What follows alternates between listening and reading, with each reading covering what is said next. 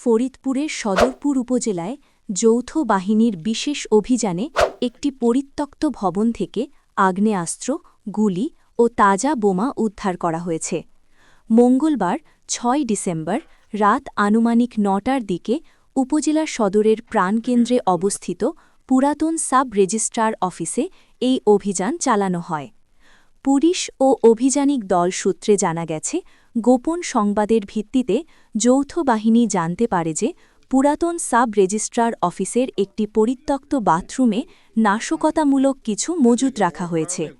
এর ভিত্তিতে সেখানে অভিযান পরিচালনা করা হলে একটি কালো ব্যাগের ভেতর ৪টি বোমা সদৃশ বস্তু এবং পাশে থাকা একটি কাপড়ের পোটলায় একটি রিভলভার, একটি ম্যাগাজিন ও ১ রাউন্ড তাজা গুলি পাওয়া যায়।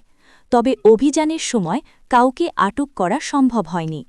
খবর পেয়ে সেনাবাহিনীর বোম ডিসপোজাল ইউনিটের সদস্যরা ঘটনাস্থলে পৌঁছে নিশ্চিত করেন যে উদ্ধারকৃত বোমাগুলো তাজা।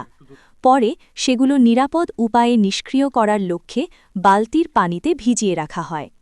অভিযান চলাকালীন ঘটনাস্থল পরিদর্শন করেন সদরপুর উপজেলা নির্বাহী কর্মকর্তা ইউএনও শাওন শরীফ এবং পুলিশের ঊর্ধ্বতন কর্মকর্তাবৃন্দ।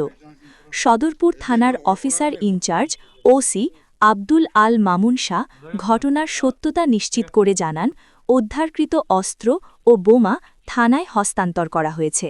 তিনি আরও বলেন, বিষয়টি অত্যন্ত গুরুত্বের সাথে খতিয়ে দেখা হচ্ছে।